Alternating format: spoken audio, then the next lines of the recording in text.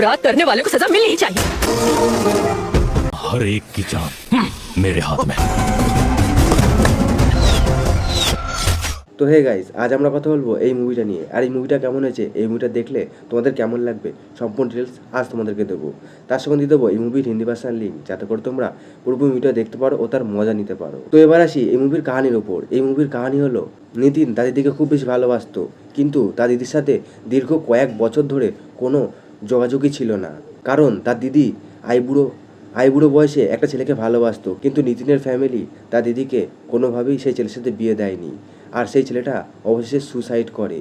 আর তার জন্য দায়ী সে নিতিনকেই ভাবে, কারণ সেই নিতিনের জন্যই সে পালাতে পারেনি সেই ছেলের সাথে। কিন্তু বিয়ের পর নিতিনের দিদি অনেক বড় মাপের একটা অফিসার হয়, আর সেই নিতিনের দিদিকেই অনেক গুন্ডা লাগে তাকে মারার জন্য। আর সেই গুন্ডাদের হাত থেকে নিতিন তার দিদিকে কিভাবে বাঁচায় সেটা তোমরা এই মুভিতে দেখতে পাবে।